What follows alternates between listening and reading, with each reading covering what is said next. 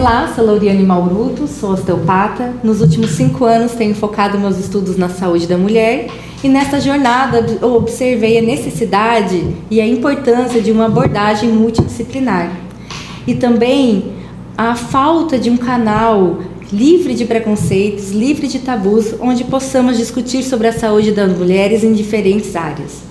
Hoje estou muito feliz de convidá-los a participar da roda de debates do Projeto Ela, onde falaremos sobre a dor pélvica crônica.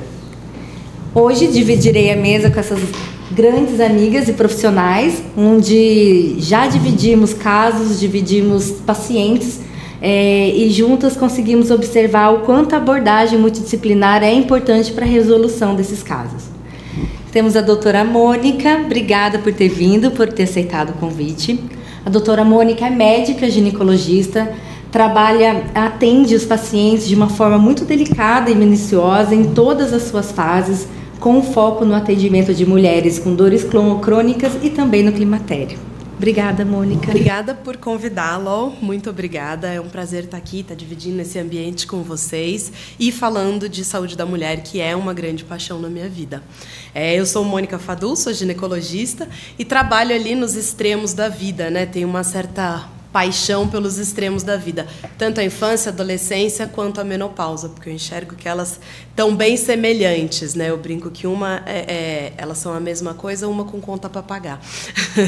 Então, essa área da saúde da mulher, ela tem o meu olhar especial, trabalho com todas as áreas da ginecologia, mas essa área tem o meu olhar especial.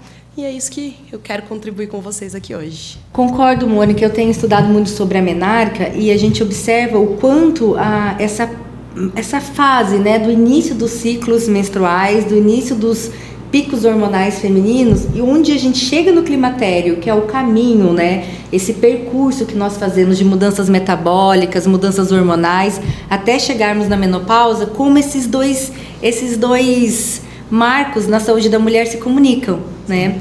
Porque da sua menarca, se você tiver uns ciclos disfuncionais, como que esse aparelho reprodutor, como que essa saúde feminina vai se demonstrar aos 40 anos, onde começa a mudança desses picos hormonais, né?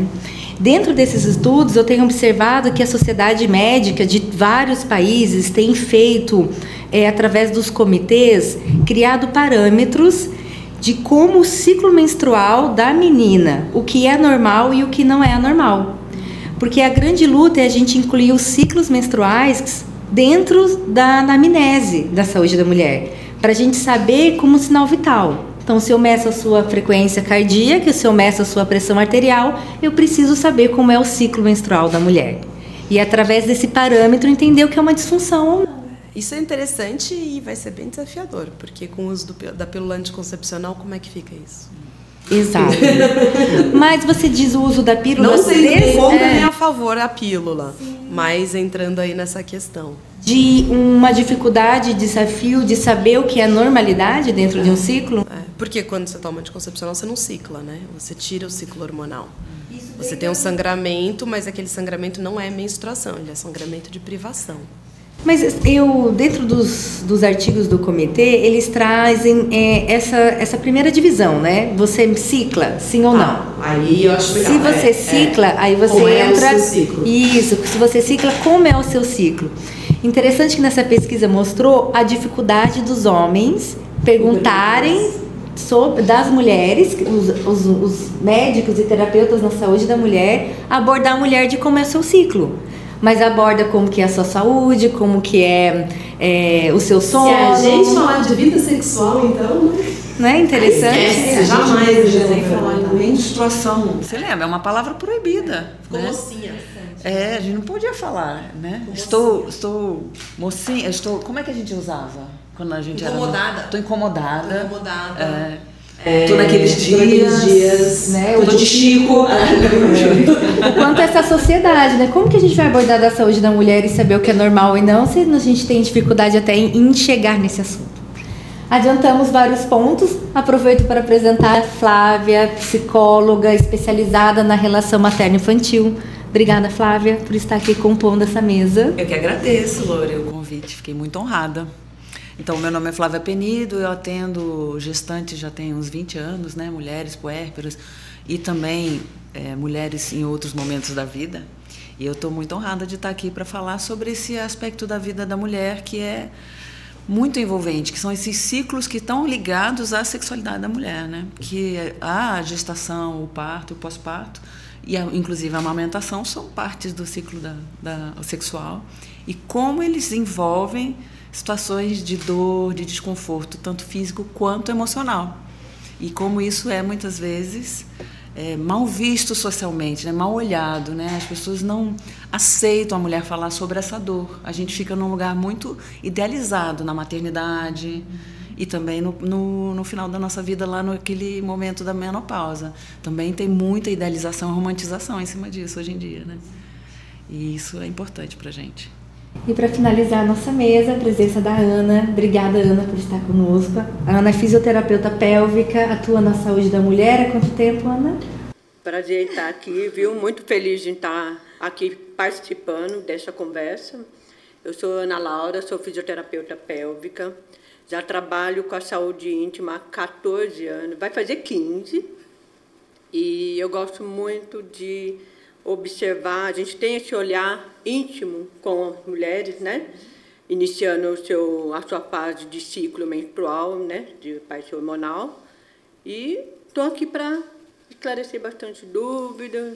Eu adoro fazer isso, compartilhar informações bem importantes na saúde da mulher. Bem-vinda à nossa mesa. Vamos voltar para esse tema tão legal, né? Sobre esse tabu, né? Por que os ciclos menstruais, dentro de uma avaliação da saúde da mulher, seja na área médica ou na área de terapia, por que esse tabu, essa dificuldade, né, em tocar nesse assunto e a falta de um parâmetro de normalidade sobre os ciclos, né? Flávia, você fez uma fala muito legal dessa romantização, né? Por que a mulher é colocada nesse local? Ou nós somos santas ou demônias, né? Bruxas. No momento em que a mulher vira mãe, por exemplo, né? Ela entra num novo status social, ela ganha um status, mas ela também perde outros. Então tem uma romantização, porque quem é o filho de uma mãe que quer pensar que a mãe, ela transa, ela menstrua, ela tem desejo, ela tem libido, ela trai, tem então toda uma sexualidade que para você ser filho dessa mãe você não quer. Então, acredito que a sociedade endeusa essa maternidade. A gente vê, né, no Dia das Mães, aquelas falas assim super idealizadas, clichêzonas, super clichê, né? Mas que pesam muito na conta da mulher no final. Então, porque eu acho que a mãe também abraça. Não é só o filho que não pode ver a mãe sexualizada. Essa mãe, ela não se permite se ver como num lugar sexual. Sim. É complexo a gente dar permissão para esse estar, até porque dentro da cultura não é permitido. Então, como é que nós, mulheres, vamos falar sobre isso, né? Então, existe um tabu muito cultural aí, que é também da sexualidade da mãe. Quando a gente está falando de gestação, parto e amamentação, porque as pessoas ficam muito incomodadas, por exemplo, na amamentação, ficam extremamente incomodadas com uma mulher que amamenta criança um pouco mais velha. Então, até 6 meses, ela é obrigada a amamentar. Se ela não for amamentar, o que ela vai fazer? Ela é julgada. E quando ela passa dos 6 meses, começa a dizer que aquilo ali é mimo, que aquela boca está cheia de dentes. Olha as falas. A boca está cheia de dente, essa criança está mimada. Por que incomoda uma criança ser amamentada há mais tempo? Tem a ver com essa sexualidade também, né? E a ver com essa sexualidade e colocar, né, a saúde da mulher num nível de negligência. Por um padrão social, né, por um padrão muitas vezes religioso que nos regem ainda em 2024. Né, quando a gente lê alguns artigos que trazem essa intenção desses comitês internacionais de o que é um ciclo menstrual normal, para a gente daí compreender o que é uma saúde da mulher disfuncional. Né, o tabu que é relacionado a isso, né? Porque menstruar é algo que nós não podemos falar, né? Porque o ciclo, né, igual vocês trouxeram na fala, né, tantas palavrinhas para substituir, né, ciclos menstruais, ciclos femininos. E se a gente olhar para aquela criança, para aquela adolescente que ela está começando a entrar na vida feminina, né, madura, reprodutiva, se a gente for lá para trás, a gente ganhava flores, a gente fala, agora você é mocinha, tipo, agora você não pode mais sentar de perna aberta, agora você não pode... É uma lista de não pode que não acaba. Porque você está saindo da infância e entrando numa vida de mulher e você tem que se comportar conforme uma regra bem rígida, né? E você não pode falar do seu sangue, você não pode falar da sua cólica, você engole a cólica, aguenta e vai para a escola.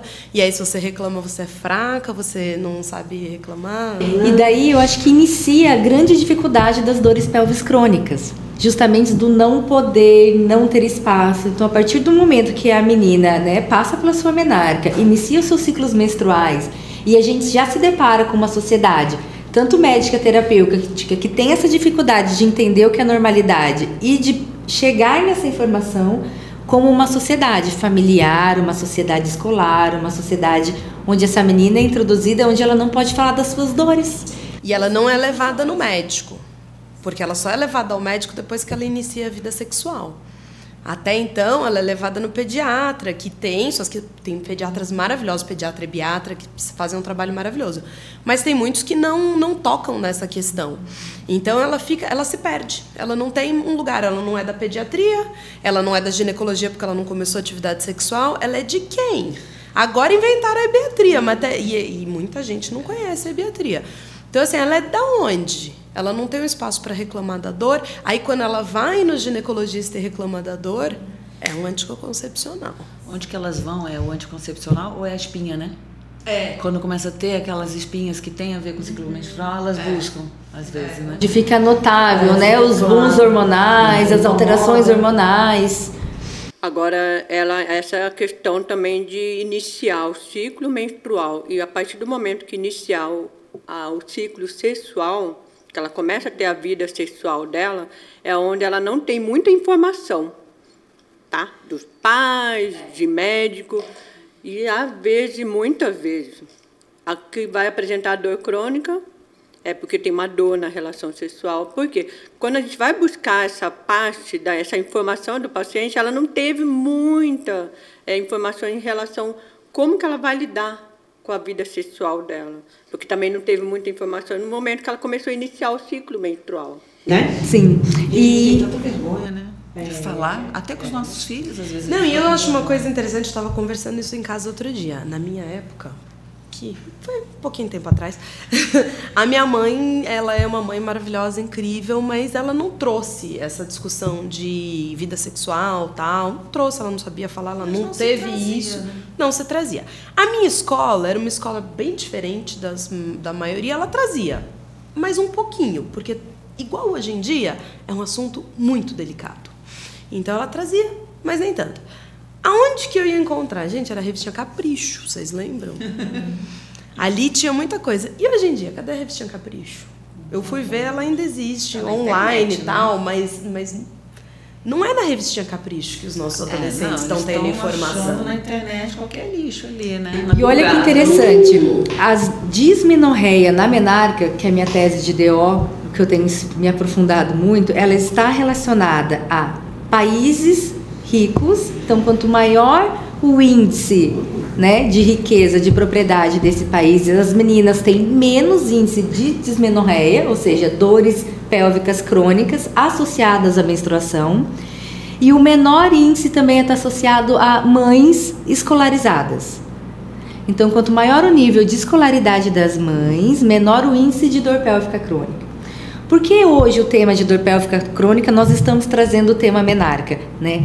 Porque para uma pelve começar a ter dores crônicas é porque existe um caminho. Sim. E olha na nossa fala como esse caminho da dor pélvica feminina crônica está associado desde como o seu ciclo menstrual é incluído na família, na sociedade e na escola.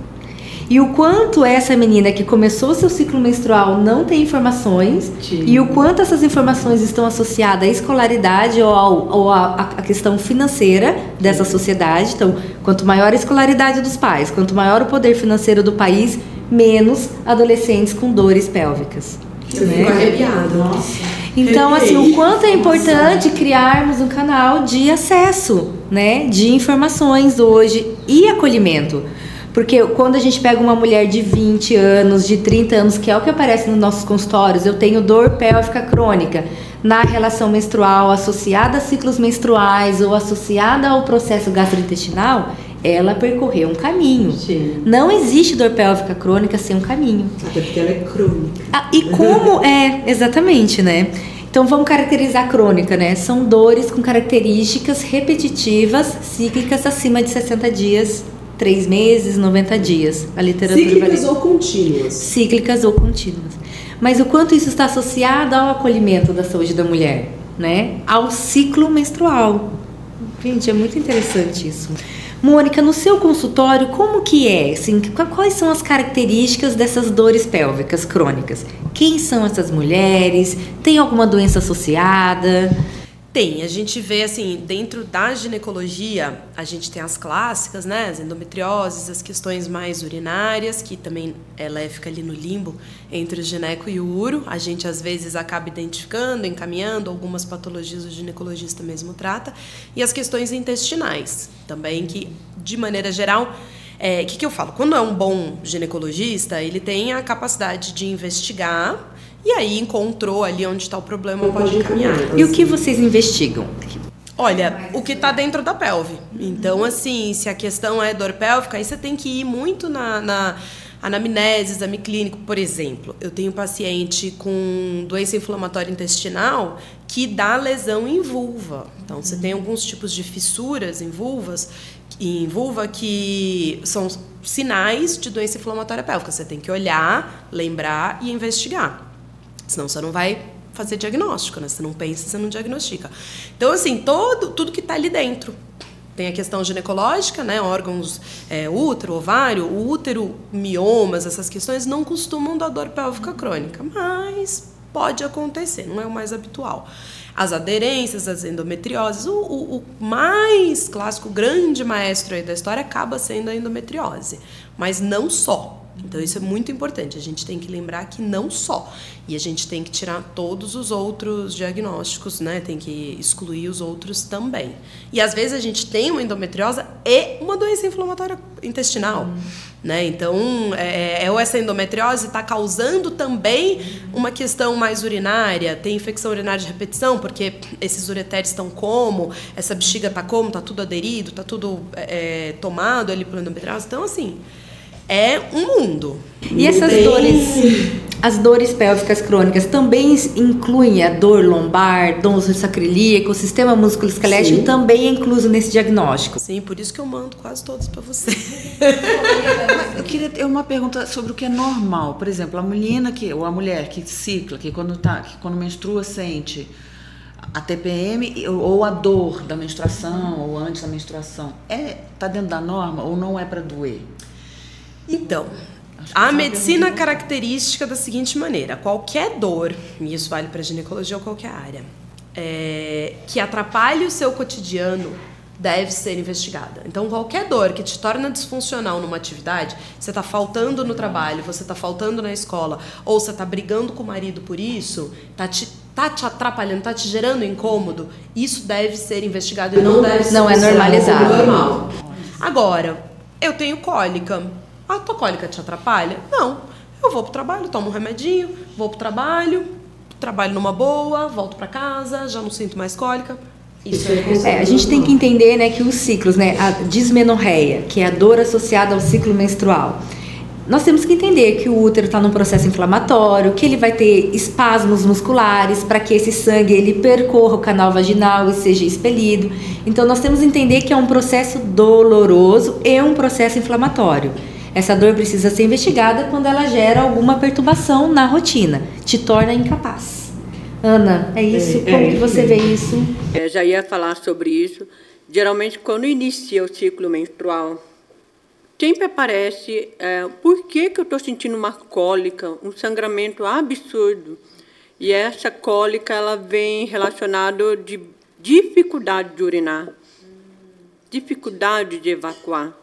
Por que acontece isso? Então, assim, eu tenho recebido muito pacientes que estão com esse probleminha, que vem da ginecologista, tudo, para investigar o porquê. Então, na hora que a gente vai colher as informações e avaliar melhor, ela está com um tensionamento muito importante no assoalho pélvico. Tá? A dor traz esse espasmo muscular globalizado da pélvica. Acaba refletindo uma cólica intensa e um sangramento fora do normal. Por que eu acabei de menstruar, acabei de iniciar o ciclo menstrual? Porque é tanta dor. Será que é isso mesmo? Então, acaba afetando a parte do assoalho pélvico. Na hora que a gente vai avaliar, está tensionada mesmo.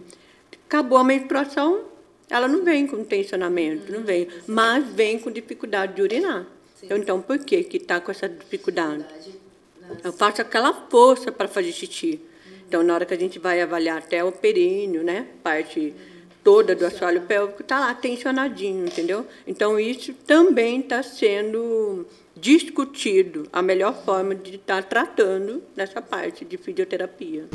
Flávia, em relação às dores crônicas, como isso se repercute na psique? Como que isso repercute nas relações? Acho que a primeira coisa que a gente tem que ter certeza é que a dor ela não pode ser vista como algo, né, que não vai afetar a vida dela, vai afetar a vida da mulher. E tem outra coisa que muita gente confunde, é quando se diz, não encontro razão, motivo. Vai no médico, vai no físico, vai nos profissionais e não encontra o motivo de uma dor. Qualquer dor, tá? Não só a pélvica.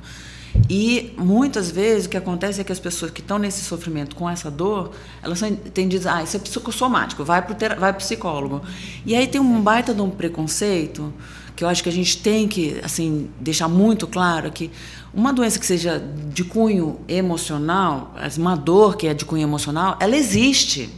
Ela não é da imaginação da pessoa, porque muitas vezes, quando a gente está falando sobre isso, o cliente chega, então eu tenho um cliente que chegou para mim, estão dizendo que é tudo da minha cabeça, mas ele está cheio de dor, ele tem fibromialgia, está cheio de dor. E aí ele se sente completamente menosprezado pelas pessoas dizendo, está na sua cabeça. Então as pessoas ignoram, a família ignora, diz que ele é fresco. É como se fosse uma frescura. É de novo, né? A saúde mental é sempre frescura, né, gente? Depressão é frescura, é fraqueza. Então, assim, isso tem que ficar muito claro para não ter esse preconceito. Depois que a gente sabe, então, que a pessoa está sentindo mesmo dor, desconforto, e que pode ter um fundo emocional, a gente tem que pensar na repercussão que isso tem na vida da pessoa, como você perguntou. Porque a pessoa fica realmente afetada, vai afetar o trabalho, todas as relações. Todas as relações. Nós somos seres... com dor está de mau humor. Exatamente. O humor da pessoa vai ficar transformado. Então, é como se, assim, se uma pessoa te dá uma cutucada, você está emocionalmente abalado, uma pessoa te dá uma cutucada, você vai reagir mal. Você não vai reagir da mesma forma que um dia que você está bem. Então, a mesma coisa, essa pessoa está sempre mal, sempre reagindo mal. Então, isso vai afetar todas as relações. E nós somos seres relacionais. Nosso trabalho é relação, a nossa vida pessoal é relação, né? Nossas relações amorosas, nossos colegas, tudo é relação. Então, se a gente está com um aspecto de dor o tempo inteiro, você está irritado o tempo inteiro e sendo afetado em todo o âmbito da vida dela. Sim. Então, não é só um aspecto, toda a vida da pessoa vai ser transformada por conta dessa dor.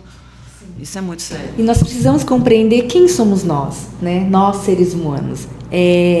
Esse cérebro, que é um cérebro límbico, perceptivo e sensorial, dessas relações, ele se comunica integralmente com o nosso sistema músculo-esquelético, porque ele passa por esse trilho anatômico, se comunica integralmente com o nosso sistema visceral.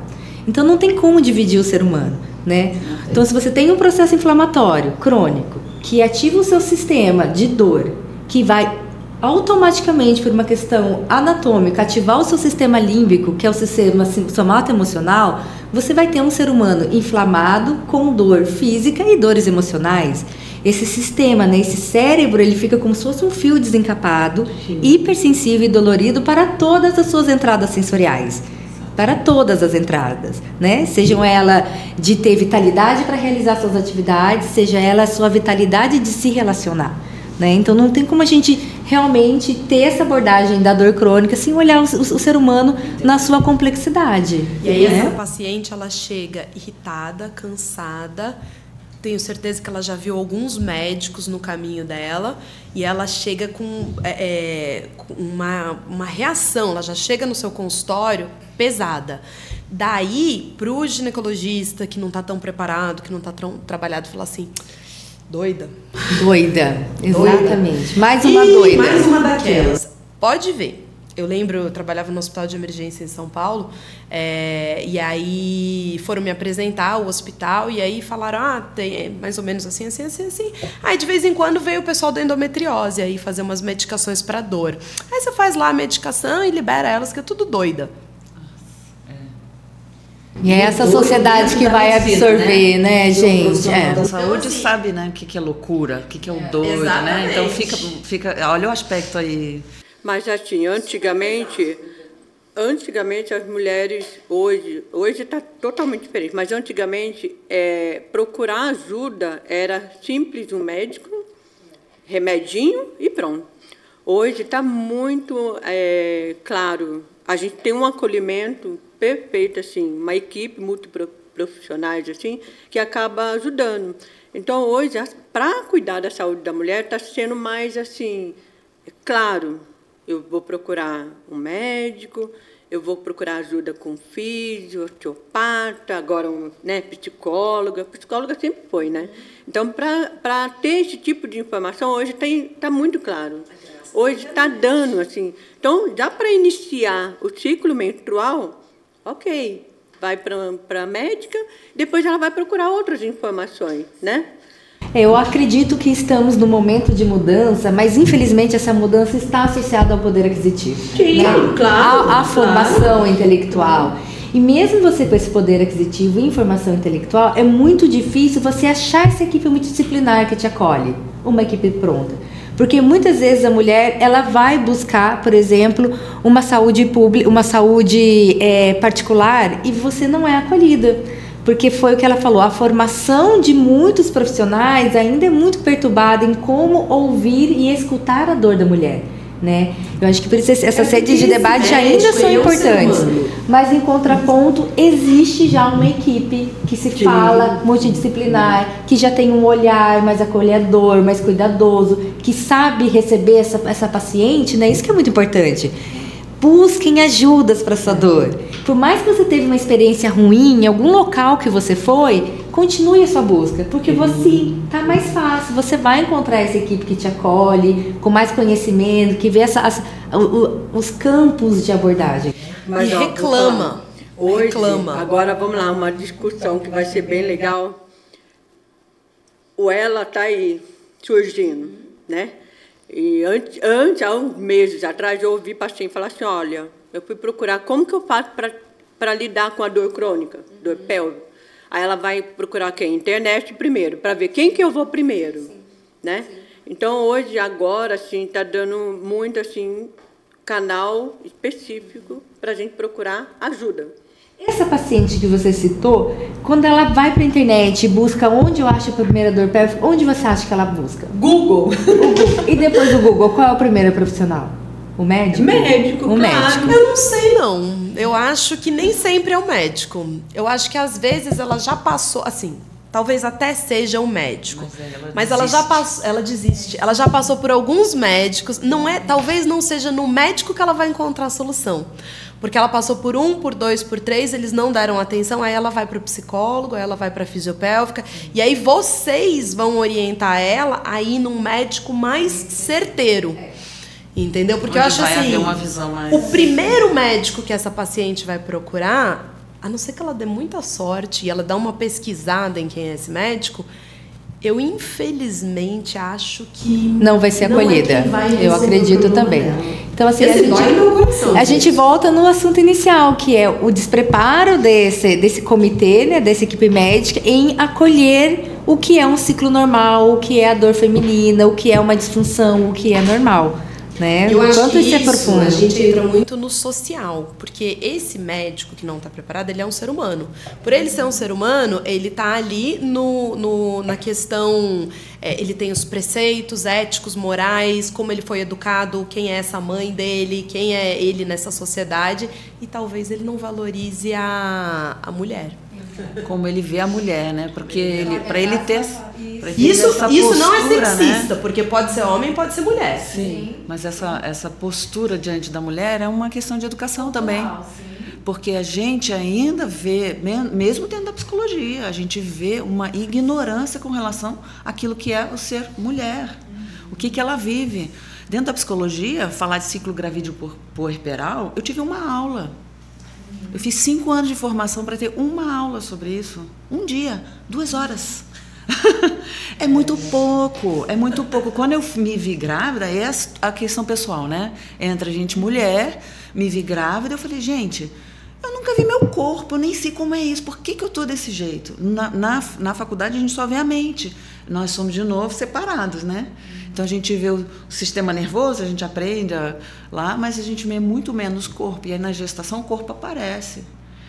E essa caminhada da mulher dicotomizada, ela sente dicotomia também dentro dela. Então, porque a sociedade também é desse jeito, não entende que ela é um ser integral, que ela tem uma história, e que nem sempre a dor dela é loucura, entendeu? Quase nunca. Provavelmente nunca.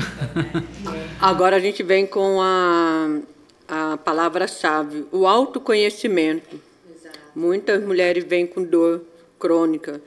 Você conhece seu corpo? Você conhece a vagina? Você se toca? Exato. Entendeu?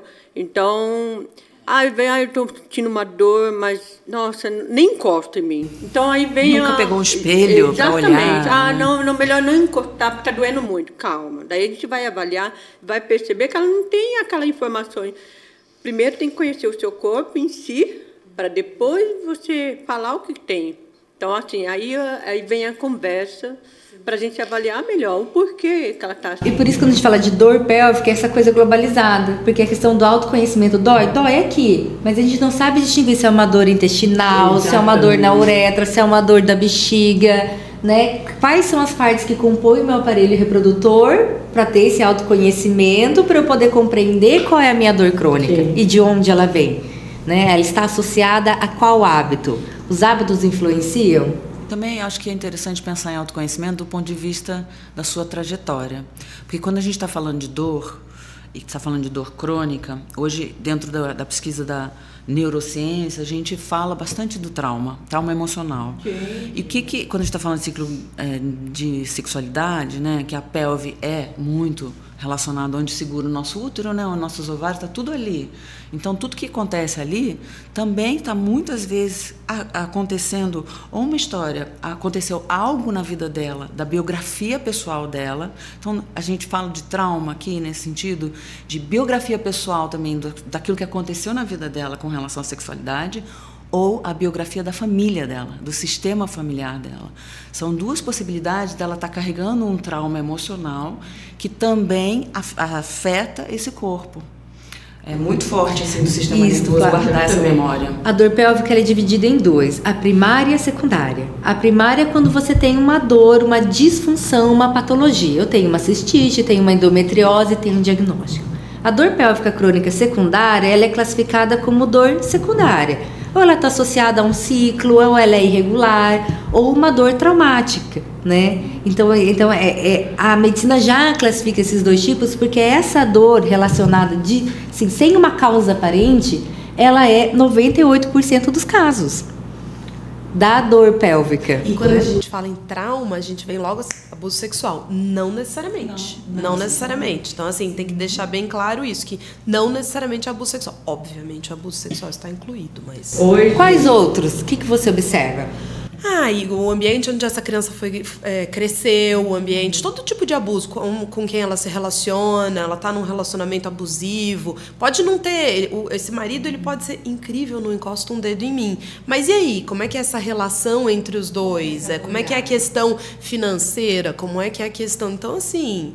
Porque a sexualidade da mulher, ela é muito ampla, né? Eu acho que é um bom tema para a gente trazer, né? O quanto essa dor pélvica crônica está, agora tirando a parte patológica, né? E trazendo essa fala da parte traumática, o quanto a sexualidade e a dor pélvica está associada. Sim. Eu tenho muitas pacientes que quando eu chego na minha anamnese na questão sexual e a paciente tem dor pélvica, ela fala assim, eu não quero nem saber disso, eu só quero resolver minha dor. Então, assim, isso não é nenhuma questão na vida, ela só quer resolver a dor. Tipo assim, se ela conseguir resolver a dor, depois eu penso nisso. E não é bem assim, a gente sabe que não é bem assim. Mas é muito importante ter um auxílio do companheiro também, né? Companheiro, tudo, mas assim... Companheiro, companheira. Exatamente. Primeiro ela tem que se sentir bem com ela mesma, para depois levar a vida adiante da parte da sexualidade. Então, da onde que vem esse trauma, né? Por que está acontecendo isso? É porque a dor, ela vai gerar um processo inflamatório e vai gerar um espasmo generalizado, né? A pessoa se contrai no sentido de proteger tanto a parte postura, tanto quanto as partes viscerais e a parte perineal, que está totalmente associada. Qual é a sua abordagem? Como que a fisioterapia pélvica olha para esse aparelho disfuncional, rígido? Primeiro, eu faço uma avaliação, tá? Preciso fazer uma avaliação para saber, para tentar entender de onde vem essa dor. Muitas vezes eu demoro três sessões para estar entendendo o que ela acontece, porque primeiro de tudo ela vem com aquela dor e não me toca. Então, primeiro, vamos lá, então vamos ver o que aconteceu com você. Para depois eu avaliando, aí eu vou na parte principal, períneo, tá? A partir do momento que eu ter uma avaliação, avaliar a musculatura toda que envolve o períneo, aí eu consigo associar aonde que está localizado o tensionamento. Mas a maioria das vezes vem bem tensionado. E elas não sabem que tem tensão, né? Isso é incrível. A gente não sabe mesmo. E essa tensão vem do quê? Então, aí que vem a investigação. Há um caso bem legal, eu estou estudando em cima dela, e hoje está sendo muito discutido a oncologia. Eu tenho uma paciente que ela fez uma cirurgia de câncer de peritônio, tá? Colocou um maílio, tá com uma bolsa, tudo, e ela, a qualquer momento ela vai tirar essa bolsa para voltar o funcionamento do intestino. Mas ela veio falando para mim, Ana Laura, eu preciso de ajuda porque eu estou com uma dor na pelve tensa e eu não estou nem tendo uma relação sexual. Estou me sentindo horrorosa.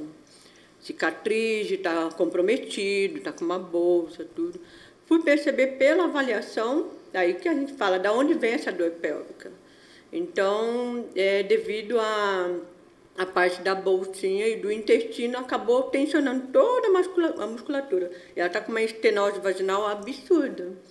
E agora nós estou trabalhando tudo, sexualidade com ela, Liberação dos tecidos, relaxamento, as aderências pós-cirúrgicas. Exatamente.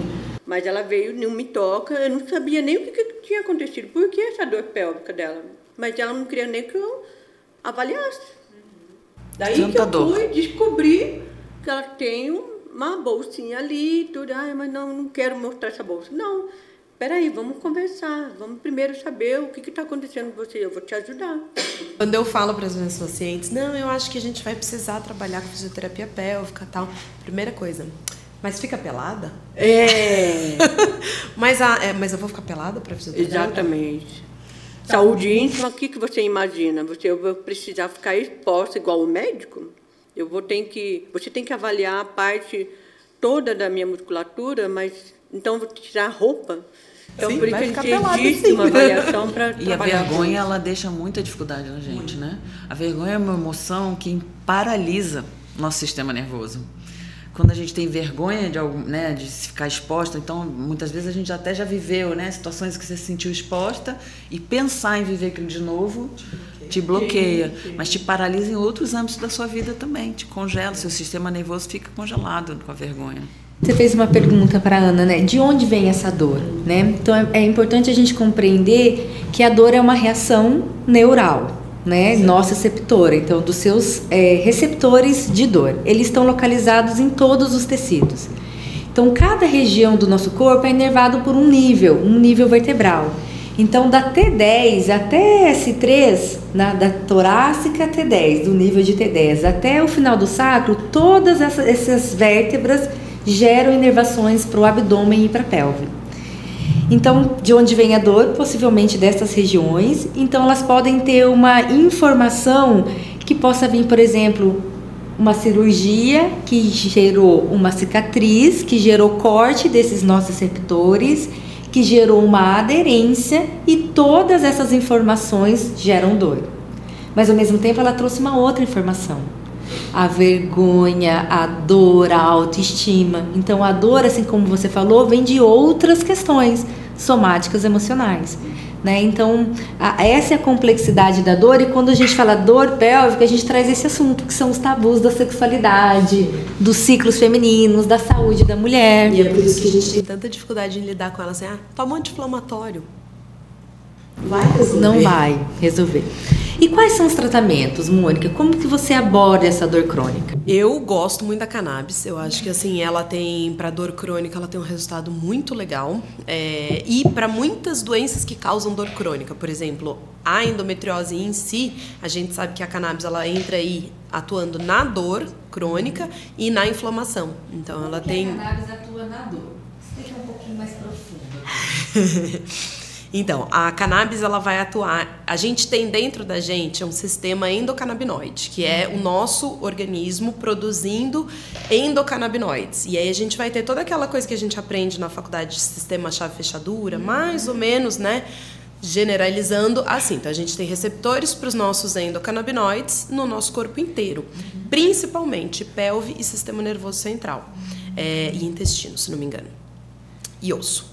Então, são os sítios que a gente tem a maior quantidade de receptor. Aí a gente tem dois tipos de receptor. Receptor tipo 1 e receptor tipo 2.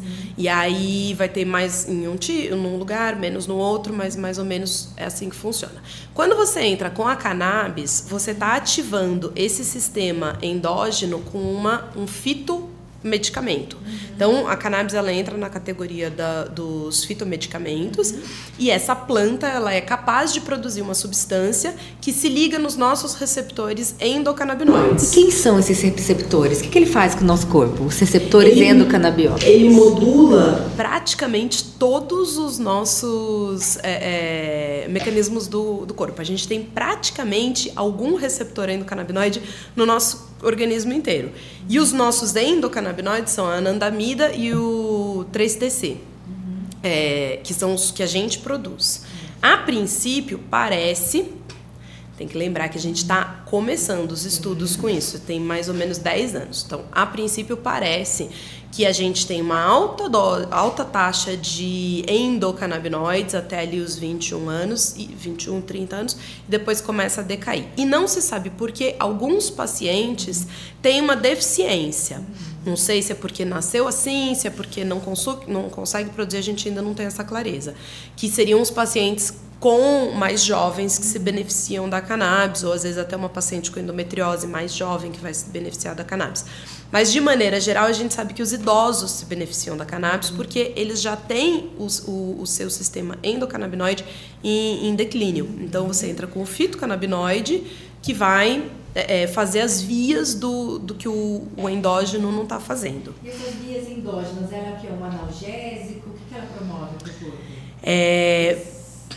A grosso modo, porque é muito complexo, anti-inflamação, então ela vai atuar aí modulando questões inflamatórias do organismo, e analgesia para alguns tipos de receptores. Aí a gente tem outros tipos de receptores que ela pode causar sonolência, ela pode causar ansiedade, euforia, aumento de apetite, que tem mais a ver às vezes com THC, porque quando a gente entra nos fitocannabinoides, hoje a gente fala de THC e CBD, mas a gente tem, da última vez que eu li, eu acho que eram 70 ou 80 tipos estudados até agora. Isso aumenta a cada dia. Então, a gente tem THC, CBD, THCA,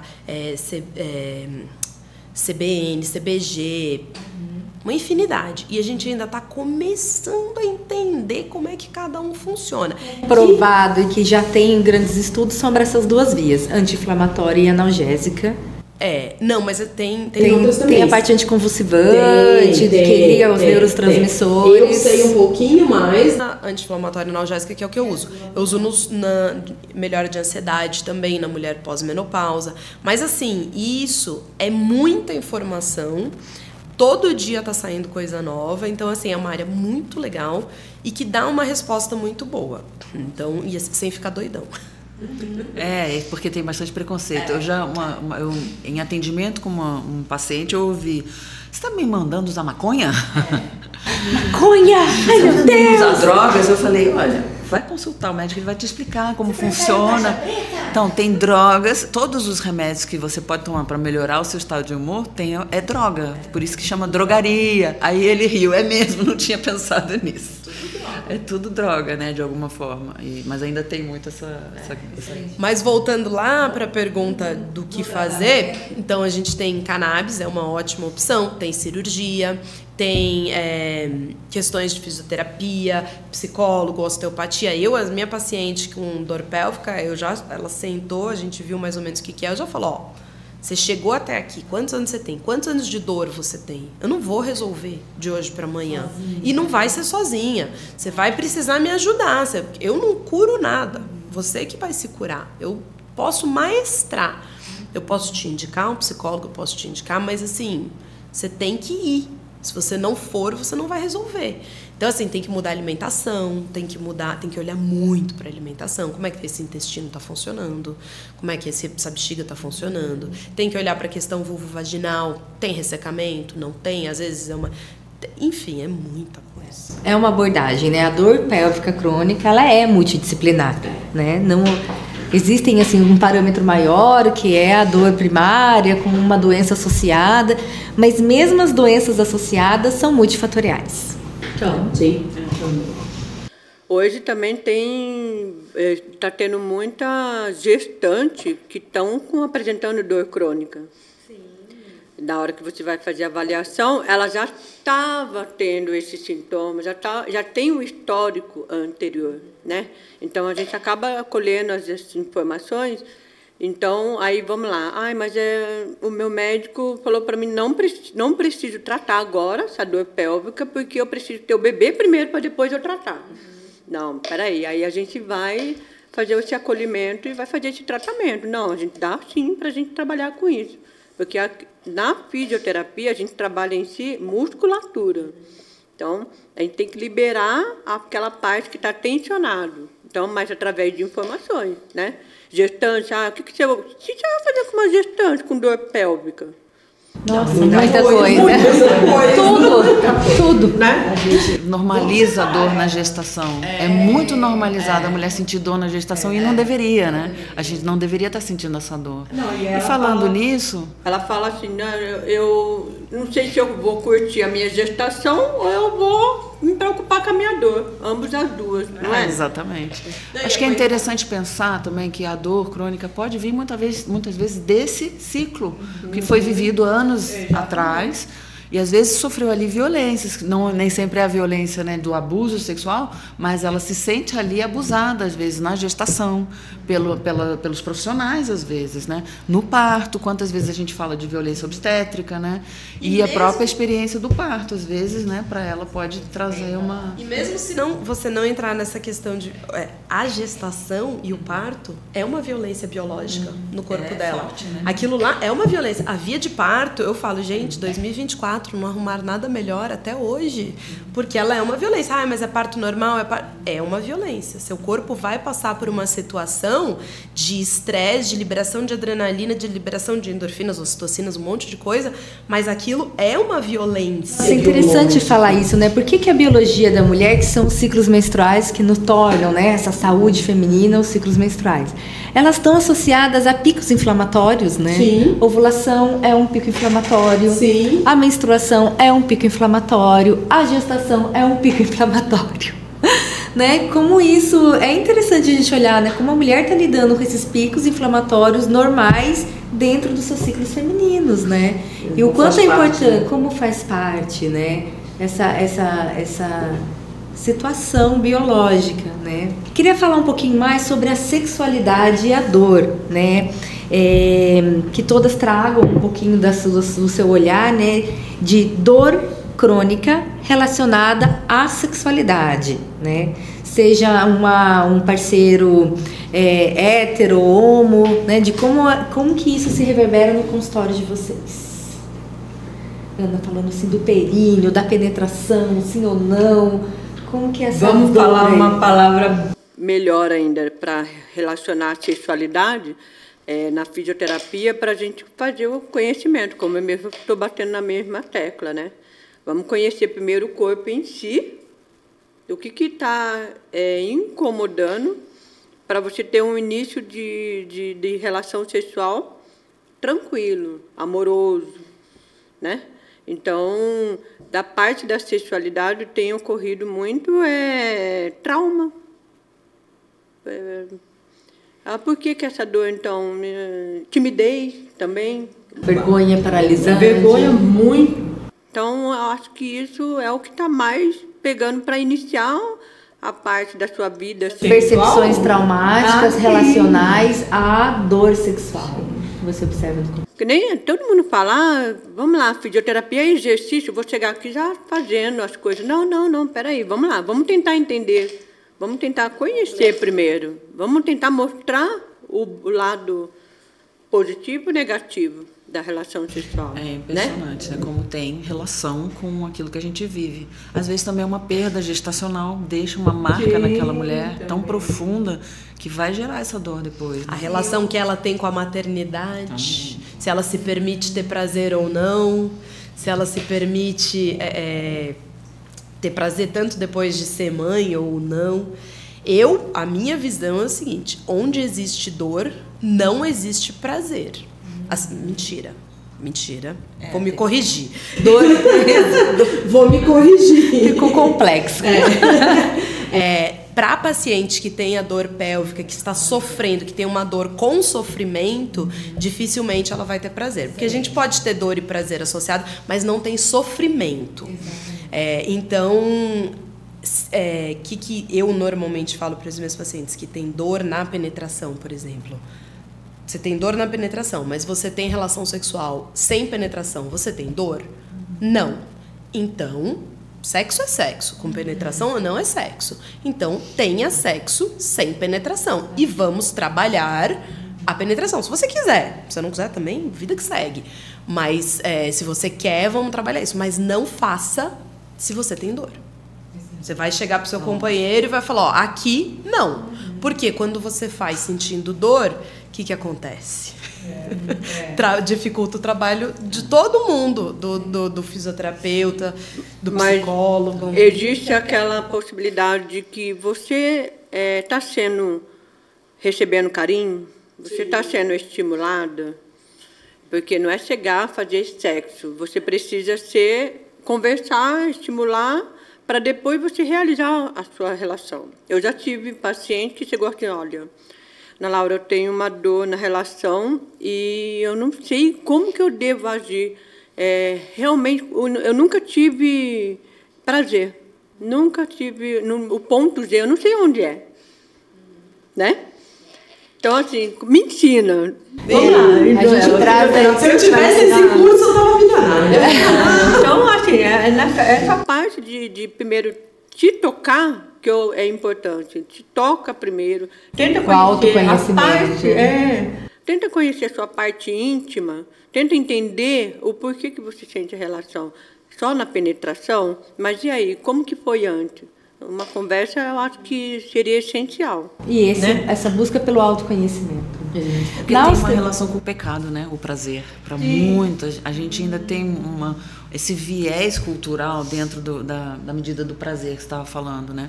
Às vezes a mulher ela não se permite ter prazer sexual por conta dessa cultura muito religiosa em que o prazer o sexo é apenas para procriação. Né? E é o clássico, não pode, casei. Agora tem que. Nossa, Mônica. Então, isso é muito complexo. Muito complexo. Na visão da Osho, a dor relacionada à sexualidade, né, ao prazer, ela está muito relacionada a aderências. Né? Num curso com uma inglesa, porque eles são ricos e têm tempo, bom, uma universidade fez uma ressonância magnética de um casal, homem e mulher, numa relação sexual. E filmaram a pelve feminina para ver quais são os impactos, o que acontece no ato sexual. E mesmo eu conhecendo faces e mobilidades e essa parte anatômica, eu me impressionei com a a capacidade dos órgãos se moverem durante a relação, né? A vagina tem um canal ali de 7 centímetros, né?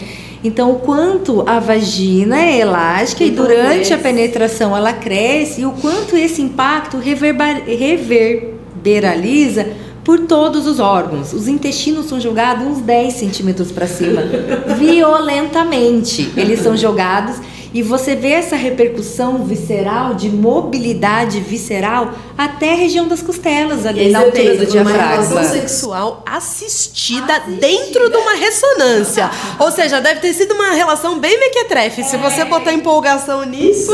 Nossa, ninguém refletiu sobre isso no curso. Mas exatamente o quanto, em relação a aderências, essa mobilidade tem muito a ver com as dores, né? Então, a necessidade das vísceras, do útero, útero em relação aos seus ligamentos, em relação aos intestinos, quanto essas vísceras precisam estar livres para que a relação aconteça, esses movimentos aconteçam, musculares, viscerais, faciais, sem gerador. Então, quanto às cicatrizes, as endometrioses, os processos inflamatórios, abdômenos pélvicos, uma simples cesariana, são tão impactantes. Um simples parto normal também, porque você vai ter um monte de fibrose, você vai ter microlacerações na musculatura pélvica e vai ter microfibroses à torta de jeito. Eu falo, essa adaptação visceral da gestação. Então, assim, o quanto realmente tudo isso é muito complexo, né? E o quanto esses processos inflamatórios, nessas vias de parto, os ciclos hormonais, os ciclos menstruais, geram processos inflamatórios, e toda inflamação vai gerar uma repercussão, seja ela dolorosa, seja ela via aderências, quanto tudo fibroses, faz parte da saúde feminina, né? E como as mulheres vão lidar com isso. Eu acredito que o hábito de vida, a qualidade, o seu histórico, né, vai interferir muito na potência desse metabolismo, desse órgão. Então, dá pra gente ser mulher, se inflamar, gerar aderências, parir ou não parir, né? Com uma maior qualidade nisso tudo, né? Ser feliz, e ser feliz, né? Buscar ajuda quando necessário, buscar autoconhecimento para identificar essas disfunções, onde são, onde não são. Porque nem sempre a gente consegue identificar na primeira causa. Sim. Né? No primeiro, né? No primeira busca de auxílio. A maioria das vezes vem com a informação, estou sentindo uma dor na região inferior do abdômen. Vamos lá, da onde?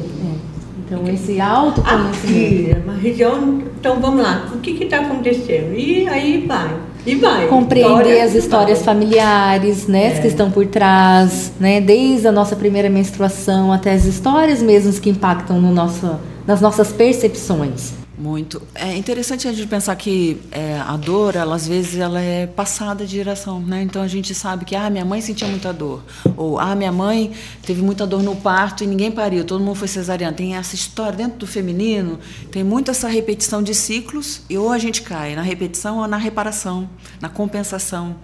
Então, acho que quando a gente está falando de dor, é a mesma coisa. Recentemente, uma cliente minha, a gente fez todo um histórico, ela não tinha nenhuma perda gestacional, mas ela tinha aí uma memória afetiva de uma perda. E a gente foi trabalhando, porque a gente trabalha um pouco essa parte sistêmica no meu consultório, e aí acabou que a gente entendeu que o que ela estava representando ali era a perda da avó dela. A avó que tinha perdido não sei quantos filhos antes de ter a mãe. Então, era uma memória que essa mãe recebeu ali no útero da avó. E essa mulher tinha muita questão de dor emocional, não era uma dor física, mas vinha com essa dor na menstruação também. Então, essa associação, a gente foi então investigar qual é a sua história. E ela contava uma história assim, que não tinha ciclos de violência, não tinha nenhuma perda. E a gente foi investigando e a gente chegou nesse lugar da história da avó. Quando a gente contou da avó, ela se emocionou. Quando ela falou, chegou na avó, ela se emocionou. E aí a gente sabe que se tem emoção, esse clique, né? Tem alguma coisa ali que é relevante para aquela pessoa, para aquele corpo. Que lindo, que complexo. E como é importante esse trabalho, né? Eu acho que esse caminho que nós já fazemos juntas, de abordagem, de tratamento, né? De uma auxiliar a outra, em benefício do paciente, né? de quanto é complexo a saúde da mulher, como os ciclos femininos são complexos, né? Como essas percepções... Hoje não é nem só em benefício do paciente, eu acho que é em benefício de todas as mulheres. Em benefício da gente aí que está tentando, lutando, indo para frente, tentando ser vista. Graças a Deus já mudou muito. Acho que ainda tem mais um belo caminho, mas hoje eu olho lá em casa, eu tenho 2 meninas, e eu falo assim, ó... O mundo tá bom. Tá bem melhor. Pode ir que o mundo tá bom. Tá melhorando, pelo menos. Sim, né? E a importância dessa reunião multidisciplinar, da gente continuar esse trabalho, essa abordagem, um canal, né? Que a gente consiga debater livremente, falar sobre uma linguagem científica e que sempre vai ter um local de acolhimento, né? Não normalize a sua dor, né? Não negligencie, não permita que os profissionais que você vai buscar negligenciem o seu sentimento, a sua percepção. Te retraumatizem. Se retraumatizem. E reclame, briga, faz valer a sua opinião. Eu recebo muita mensagem, a gente fala assim, mas é porque no SUS... Gente, reclama. Vai lá no postinho de saúde, manda mensagem, fala, não gostei do doutor ou da doutora fulano. Tenho certeza que se for um médico que não está tão preparado ali, não vai ser só você que vai reclamar. Se todo mundo reclamar, a gente muda. É assim que muda. É assim que muda. Então não aceita, mas o meu é do postinho, eu nunca vou conseguir isso. Não aceita, reclama. Com a reclamação que a gente mudou aqui no Vale do Paraíba também, a questão do atendimento ao parto. Mudou muito porque a gente fez muita reunião de mulheres. E a luta da mulher é essa. A gente brigou muito. Reclama. Mas mulher que reclama é doida. Tá. Então reclama do jeito masculino, né? Então você reclama, manda um e-mail, uma mensagem, não é dar um piti na recepção do postinho, mas manda lá, liga na ouvidoria, gente. Gente, a mulher junta um grupo. É a busca dos direitos, né? Da quebra de tabus, da quebra de preconceitos, é na luta, é na reivindicação, é na coletividade, é em rodas de mulheres, ela buscando busca auxílio, informação, né? Ela busca informação, ela vai atrás de informação. Vai atrás, né? Não permita, né, que essas informações sejam picadas sobre você, sobre a sua saúde, sobre o seu corpo. Né? Hoje eu não procuro pacientes que vão com essa queixa, eu não procuro criticar, mas aí ela fala assim, eu falei, mas peraí, teve uma, eu falei, peraí, por que essa dor, embaliando, Ana Laura, eu vou ser bem sincera com você, eu comprei um curso de pompoarismo, e aí eu fiz, daí nesse meio tempo, pelo que eu vi, ela te machucou, por quê? Porque ela viu o curso ali e ficou fazendo, então, o que você quis esse curso de pompoarismo? Qual o seu objetivo? Para melhorar mais na minha... exatamente, para mim ter uma melhor relação sexual, para atrair mais o meu parceiro. Aí, aonde desencadeou essa dor. Na verdade, já devia estar lá, já devia ter ela não sabia usar aquela pelve e colocou... Eu brinco, me perguntam muito o que é, né, o pompoarismo e fisioterapia pélvica é a mesma coisa. Eu falo assim, pompoarismo é crossfit. Se o seu corpo está equilibrado, você sabe usar o seu corpo de uma maneira adequada, você vai fazer crossfit, você tem um resultado maravilhoso. Você fica sarada, você fica linda. Agora, se você tem um joelho ferrado, a coluna ruim, você vai pro crossfit e você não sabe usar a sua musculatura, você vai se destrambelhar inteiro. Então, você tem uma pelve coordenada, você conhece sua pelve, você tem noção corporal, beleza, vai fazer o pompoarismo que vai ser muito legal. Mas é isso que ela falou, né? Ela falou assim, pode brigar comigo, pode falar. Compreender não vou brigar, você procurou informação. Você foi atrás do que você estava incomodado. Então, se você procurou informação, foi atrás, então... Só faltou conhecer o corpo. Existe, né, esse caminho individualizado. Sim, com certeza. Informação, eu falo. Tá, mas veja, se ela não tivesse feito o curso, ela não tinha chegado até você. Não, sim, claro. Entendeu? Então sempre a gente tem que valorizar a busca, né? A caminhada, a jornada ali da pessoa. Mostrou uma importância de equipe na saúde. Equipe da saúde para ajudar a mulher. Né? Meninas, muito obrigada pela presença, por esse debate tão rico. Acho que foi a mesa mais com essa potência de debate, de uma incluir a fala da outra, de trazer a sua percepção. Obrigada, foi muito bom, muito válido. Muito bom estar aqui. Parabéns por esse canal, que eu acho que vai ser muito importante para a saúde da mulher. Todas as mulheres. Não, vai ser agora em diante, com certeza, a gente vai estar sempre indicando, porque busca informação, não é? Informação de qualidade da mulher, baseada na ciência. Tem muita informação porcaria por aí. Obrigada. Hoje em dia não é falta de informação que a gente vive. A gente tem muita informação, mas elas não são curadas. Então não tem uma boa curadoria. Então eu tenho certeza que esse canal vai ser com muita curadoria. Feitas por nós. Capaz. Canal feito por nós. Obrigada, meninas. Obrigada, minhas queridas. Agradeço aos nossos patrocinadores. Vitasol, lojas de produtos orgânicos de verdade. Doutora Lívia Zafani, nutricionista materno e infantil. Corporate Training Gym, Clínica Vênus, Centro de Soluções em Saúde.